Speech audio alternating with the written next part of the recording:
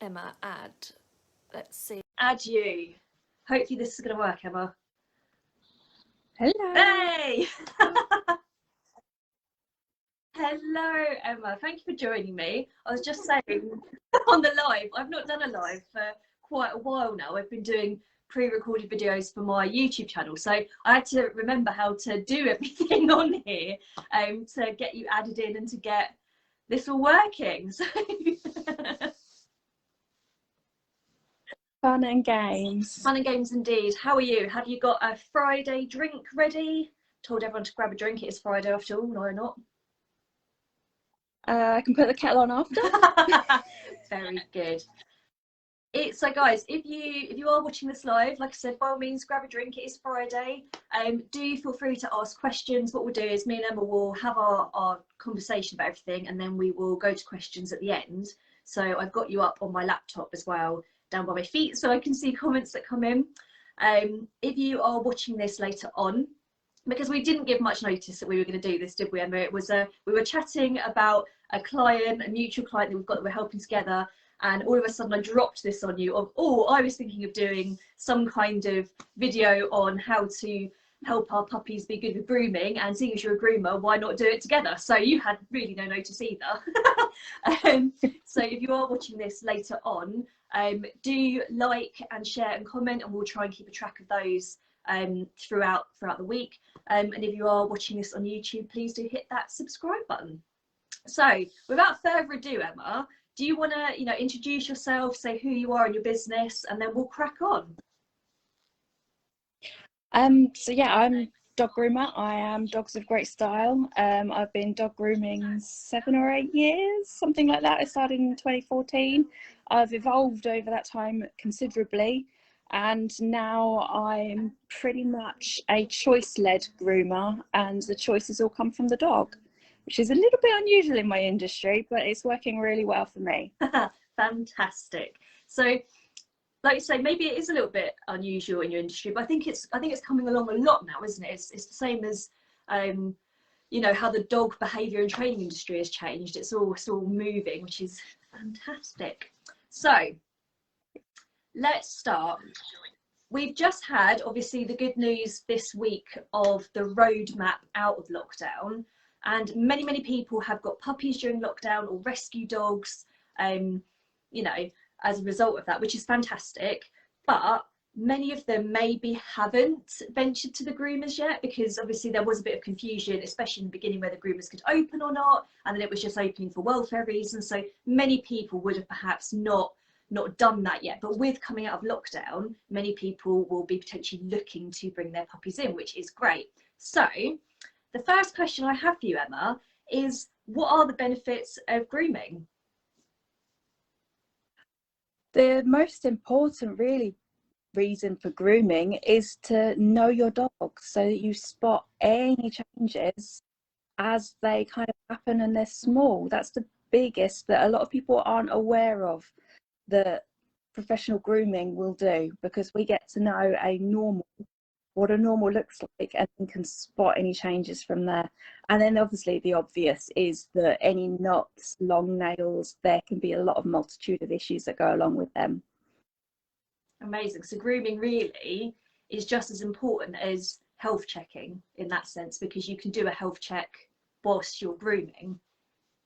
Yeah, you do it without realizing, but I think that even if you're the professional groomer for your dog, you need to be conscious of doing that health check every time you're doing some grooming. Amazing. So for me, as a behaviourist and a trainer, the benefits of grooming can also be things like that social interaction and bonding with your pet. So it's a nice experience, isn't it? Or it's meant to be a nice experience for your pets. It should always be a nice experience. Yeah, a nice bonding time.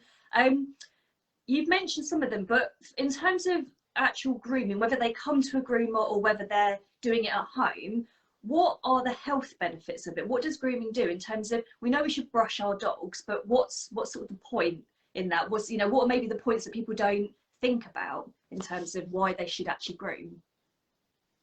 So the knots and tangles, which are the obvious to me as a groomer, that may not be obvious to first time owners certainly, is that knots and tangles form very quickly, very easily, even within hours for some dogs. And at certain life stages, it can be very quick. Those knots and tangles very quickly can grow and spread until the worst bit is then that you have a dog that is covered in a solid mat from all over, which is not only then you've got damp and dark underneath those knots and tangles, the air can't get there, it's a breeding ground for bacteria. The extreme is it's a very big welfare issue for dogs. I think not a lot of people would necessarily know that, about the fact that you just think, oh, it's just a messy coat, don't you? Knots and tangles. You wouldn't necessarily think, oh, the air's not circulating, or perhaps the blood isn't being able to flow around the skin properly because it's being kept taut. So I think that's fantastic to sort of hear that, in terms of to learn about that side of it, because it's not just about brushing. There's clearly a lot more going on in that whole welfare side of grooming, isn't there? So definitely, and all of that you can do, but be the same with dogs as well, not just the curly coats that keep growing. You can get those mats and that solid pelting on double coated thick dogs as well. That's really fascinating, and that actually brings me quite nicely to I know I've asked you a few cheeky extra questions, but my second sort of big question for you today. So should all breeds of dogs go to the groomers, or should it just be those dogs with perhaps more complex or difficult coats, like poodles and bearded collies that have long coats? So if you have a Labrador, so I've had a Labrador before, really short coat, for me, in terms of looking at it, not a groomer, not with groomer's eyes, really easy coat, just give him a brush, you know, once a day. If he's covered in mud, give him a wash, do you know what I mean, that type of thing. But should actually all dogs, and I don't just mean grooming at home, should all breeds potentially go to a groomer's, or is it just, like I say, those more difficult breeds that we should be thinking about? So the quick and easy answer that is, every dog needs professional grooming. The choice is whether you decide to take on that job or you pay someone to do it. Nice. Okay, so short haired dogs like Labradors, perhaps collies. So I had a collie as well at one point, and we didn't take him to the groomers. I'm going to be honest, we didn't. We did it at home ourselves. But perhaps actually people should be thinking more, well, maybe a professional should look at the grooming side of things.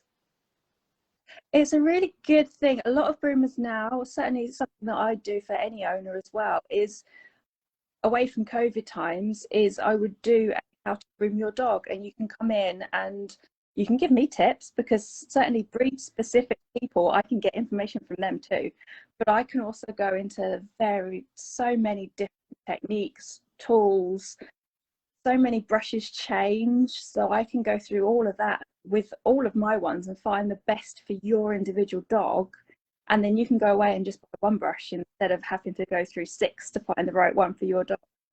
But it's because it's professional grooming, it doesn't matter whether you're paying them or you're learning to do it yourself. You still need to look at their ears, you need to check out the coat, make sure they haven't got any parasites, check their nails, all of those things most people do unconsciously regularly, but it's being able to turn it to consciously.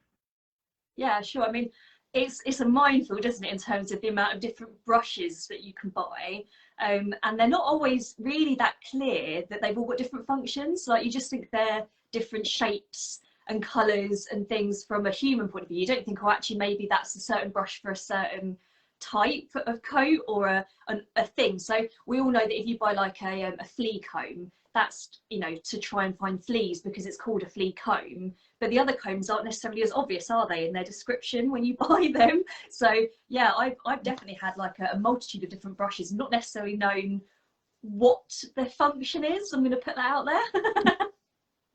Yeah, there's a lot of different ones, and a lot of dog owners don't know what card is. It can be a really important part of a lot of different dogs.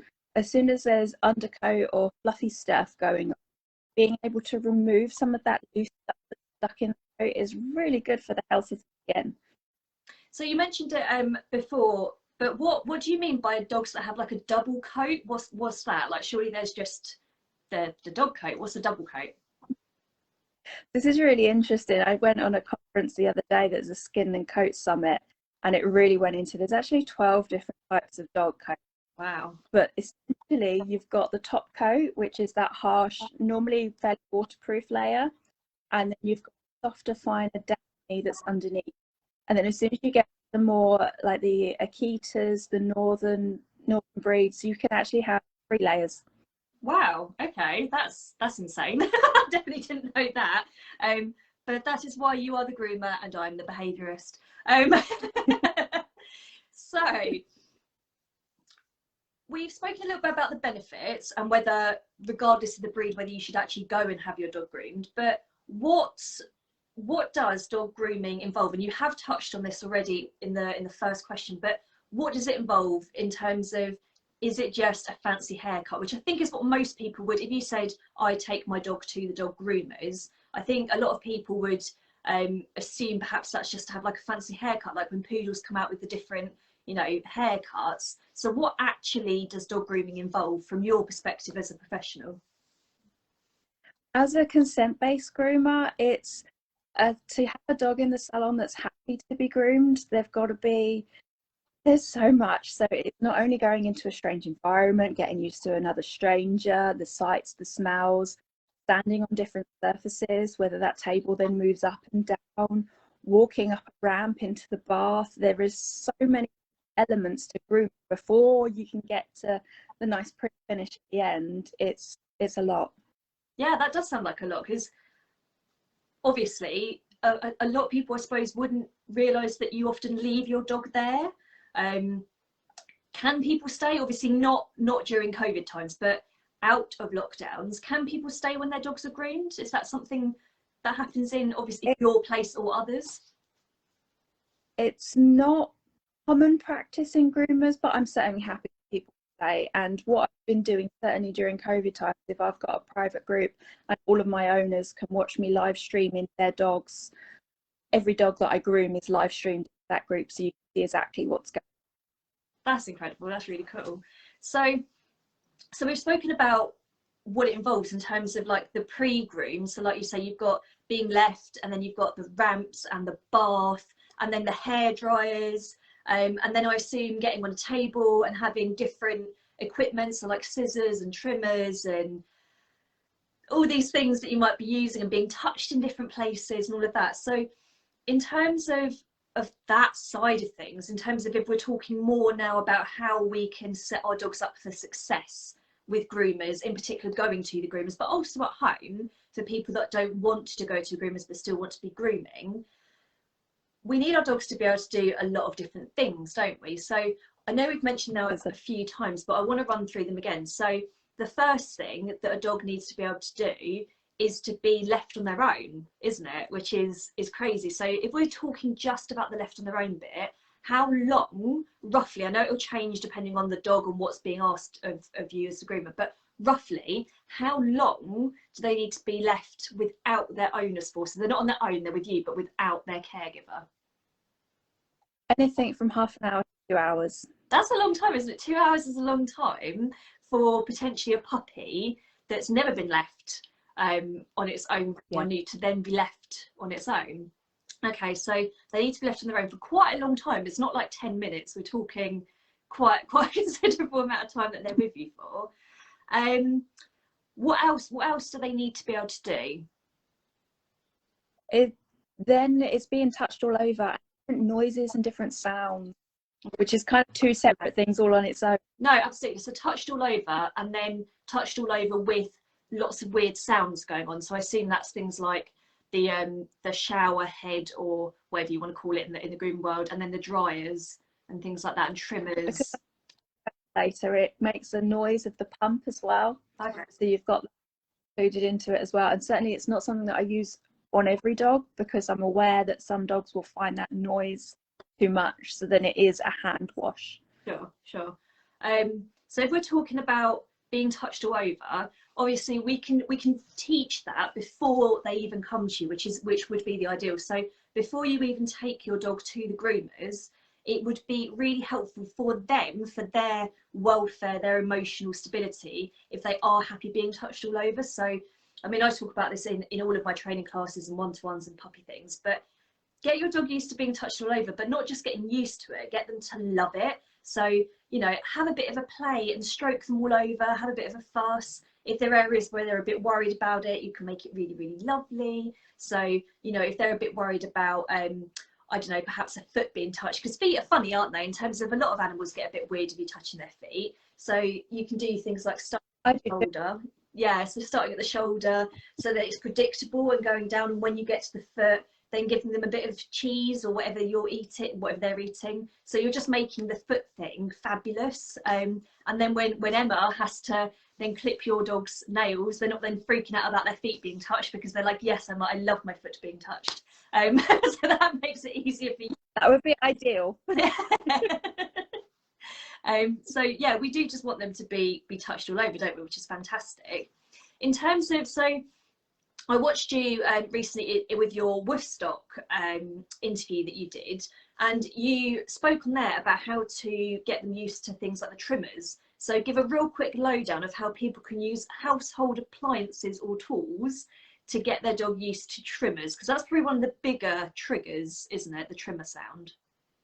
Yeah, so the clippers, yeah, because it vibrates and it rattles, and then you've got that vibration on the skin as well. So it really is, as Andy's quite a good one for it, is his stuff training. So it's picking up anything, absolutely anything, and touching your dog all over with it, but watching their signs so that they're always consenting to it and they're comfortable with it. Any of those signs that they're starting to move away, we go back to something that's more comfortable for them. So we're looking at things like stiffening up, any whale eyeing, so when you can see a lot of the white of the eye, or if they're doing really hard stares, or if they start to like crouch a little bit, or just, like you say, actually physically lean away. Or sometimes if you're touching them, they can like actually just look at anything other than what you're doing. That can be a sign of them. You're not there. Not there. Looking, you're not there. If I ignore you, you'll leave me alone. So yeah, anything like that is really important, isn't it? What about using things like electric toothbrushes? So I'm not saying to put an electric toothbrush on your dog and then in your mouth, but without the toothbrushy bit on it. But that probably sounds quite similar, doesn't it? In terms of that, it's that vibrating noise. A dog that's used to you putting anything random, anything that makes noises, any object, because an electric toothbrush is very different to dog clippers and make very different noises and pitches. But a dog that's used to having weird and wonderful will be more likely to accept my weird and wonderful. And when you've got two different things that vibrate and make noises in the salon, when you've got 3 different scissors that are shiny and each of them make a different sound as they cut, it's being a dog that's comfortable with lots of weird and wonderful. So I leave it quite open, but it really is anything at home. No, it's helpful. The more open it is, the more options people have, I guess, to choose from, rather than it being something quite specific that they've got to buy, which could be a bit annoying. So do they have to be okay with being picked up? So I'm not talking about you having to pick up a Labrador. I've seen that's when you would use the ramps and things. But smaller dogs, perhaps, if you want to get them in the bath, do they have to perhaps be okay at being picked up by people? No, is the short answer. In my salon, the only time I'm supporting dogs to get up and down is off the table, which is at low level already. So that's only for your arthritic dogs that find it hard to jump up. Every other dog, they're making their choice to walk up into the bath and to jump onto the table. That's fantastic. I love that, because it makes it more opt-in, doesn't it, rather than, you know, and if dogs perhaps are a bit worried about being picked up, that can be quite reassuring to people that they don't have to be picked up. So that's fantastic in that sense. That in itself can be quite a big trigger for some dogs. Yeah. I found that in the salon, having the ramp has changed their behaviour. Fantastic, that is good. So we've spoken about being left on their own, having to deal with being touched all over and touched all over with different equipment, walking up the ramp. Anything else you can think of that a dog needs to be able to do to succeed being a patient and enjoying their time in the groomers? We've got to touch, sight, sounds, be alone. What about other dogs? It is general confidence. Because I'm a lone groomer, I have, certainly with COVID now, I have a 30-minute gap between every dog. So as long as I'm not talking for over 15 minutes after the last dog gets picked up, they'll never come into contact with another dog within the salon, which is all comes down to choice, because depending on what salon you use, every groomer will be set up slightly differently. But in my salon, the only dogs you're going to come into contact with are the free range farm dogs outside. No, that's really fantastic to know, because like you said, it's different for different salons. So we're obviously specifically talking about your one, but for some people it might be beneficial. I mean, it's beneficial anyway, obviously, but it would be really beneficial if your dog wasn't worried by other dogs, because then if you're not at Emma's salon, and you are at a salon that there are a few groomers working at once perhaps, or different dogs in or whatever, then at least you know that a trigger for your dog isn't the fact they're being stuck in a cage and left with all these other dogs and it's freaking them out. And on that note, I suppose being able to be in a crate and be comfortable being in a crate for short amounts of time, if you're in a multi-groomer, multi-dog salon, would be a beneficial thing for them to learn to how to do. Yeah, it's one of them things that I don't talk about too much with owners, because I do use a crate, certainly when COVID time, for the secure dropping off, but because it's so positive, they come in and there's treats in the crate waiting, so they're already in there before their owners have kind of looked, and then the dogs are back in there with treats when they come get picked up again. So there's so many positive associations with it in my salon that the dogs are loving it. That's fantastic. I keep saying fantastic, but it is fantastic. So the last sort of question, I think we've covered everything in terms of, it's obviously a very quick live. We could talk about this all day, and me and you often do get trapped on the phone with each other talking for hours where we just go off on one. But I think that covers everything in terms of the basics of how to set our dogs up to succeed in a salon, as well as why bothering to groom. So a nice one to sort of finish on is, we often, I've got one last question for you, but we often think about the fact that we would take our pet to the vets for just like a meet and greet session. So you take your dog in, or your cat or whatever, into the vets just for a meet and greet session. They're not booked in for any medical reason. It's just to meet the vet and have a really great time. And that can really help your animals then enjoy and not worry about future vet visits. But we rarely think about that in terms of grooming. We rarely think, oh, I'll just pop to the groomers for a meet and greet. We just think, oh, our dog needs its nails cutting or its coat looking at, or whatever the reason is. So it would be really beneficial from a behavioural perspective, and I'm sure, Emma, for you from a grooming perspective, for people to actually book in with you little meet and greet sessions when they first get their puppy or their rescue or whatever, where they can come to the salon for a very short amount of time, not a long time, so maybe even just 10 minutes. They get to come in, the owners get to meet you out of COVID times, and the dog just gets to have a good old look around, good old sniff around, see everything, have a really great time, and then go home. So other than that side of things, and other than people then, you know, really making sure that they train their dogs at home to enjoy being groomed and touched at home, so aside from all of that kind of thing, how often would you want to see a dog? So how often should a dog come in for grooming? This is where America is so ahead of us for once. I shouldn't say the for once, but that's, yeah, anyway. We'll bring past that bit. I believe monthly. For a dog on a regular schedule to then always look good or always maintaining their shedding, monthly is gold star. So anything from 4 to 6 weeks is gold star. Over that, and you're starting to touch into the complete new groom each time. The set pattern has already gone because the growth has gone past the point of just tidying. Okay, so once a month ideally, but obviously I assume that will change depending on what type of coat the dog has and the breed, or, you know, I don't know. In terms of behavioural side of things, obviously we work together a lot, so if you have a client that comes in that's really phobic of the groomers, and you can't get near them, often you'll talk to the owner about coming and seeing me, and then we do a session where we work together, obviously out of COVID or through video call like we have been. So yeah, from a normal, if you're saying normal in terms of the animal doesn't have any behaviour issues, do your meet and greet with your groomer like you would a vet, have a really fab time, and then, as Emma said, once a month, you know, to go in and have that care done. But from a behaviour perspective, sometimes I might prescribe, as such, to call it that people come a bit more often, and Emma is very good at helping me out with this. So if we have got a phobic dog, it might be that you don't do anything with them as such, do you, Emma? In terms of, it might be that the dog is just getting used to the salon again, or the dog is just getting used to you picking up the scissors again. So sometimes we do say that perhaps going in once or twice a week for a period of time to work on a behaviour issue could be something that could be worked on. So obviously, if Emma is your groomer, that is an option because we do work together. If Emma isn't your groomer, then most groomers, I think, would be open to helping a behaviourist and an owner get their dog better in the groomers, because you don't want to be bitten, do you?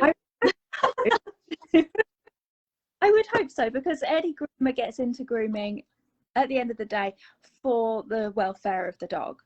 And then the more you delve into it, the more you understand the behavioural side and need to understand training as well. Certainly, I've got a lot of dogs that come in for the 30-minute salon training visit more than coming in for set grooms. Perfect. So to sort of summarise, don't be afraid if you have got a rescue dog more than a puppy and they are, you know, a little bit reactive, don't be afraid to work with your groomer as well as your behaviourist. If they have got behaviour issues, it should be a behaviourist that you're seeing, not a trainer, because it is a behaviour issue. All emotions, yeah, it's the emotional response. Definitely. But I think it's so important, isn't it, that if you do have a behaviour issue, rather than just sort of worrying that you can't go to the groomers, there might be a way of actually working with your groomer and with your behaviourist to get a good result and a good outcome. So that's the last sort of tip, I think, really, in terms of how we can set our pups up for success, is if they're a puppy, you can do all the things we've spoken about. But if you've got a rescue dog that comes to you with problems, it's not too late. We can still work on them and we can still set them up for success.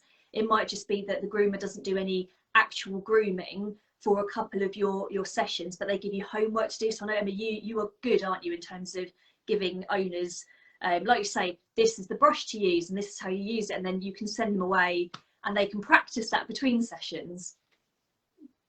I've got a lot of information in my owners only private group. They've just changed the wording of the old unit now to, I've forgotten what they've called it, but what was units. I've got an awful lot of information there in the making sure they're introducing things properly, what brushes to use on what type of toe. Yeah, there's a lot of information there and a lot of support. Amazing. So we are going to leave it there in terms of, I'm not sure how long we've gone on for, maybe about half an hour, which is quite good for us. Probably longer than that. So if anyone has got any questions, like I say, if you're watching us live, please do pop the questions in the box. And if they pop up in time, me and Emma will answer them live. If you're not watching this live, if you're watching this on Facebook later on, or Instagram, or Twitter, or YouTube, or any of those, if you've got any questions, still pop them in, because I'll be keeping a track of it. And me and Emma will try and get to those questions over the next week or two as quickly as we can.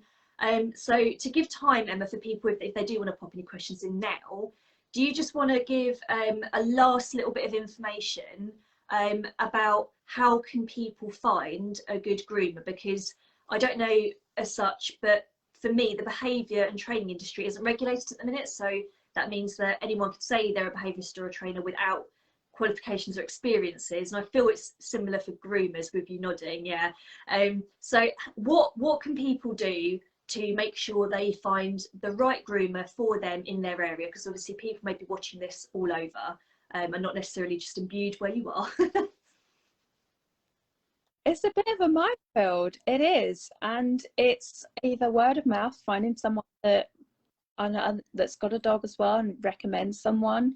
It's looking at whether they have gone down the qualification route, what qualification they've got, but not relying on that a lot of the grooming qualifications that are available don't cover a lot of dogs' emotional state or training or behavior. They touch on it, but not a lot. So it's going with your gut instinct and asking them questions, asking what a puppy package looks like.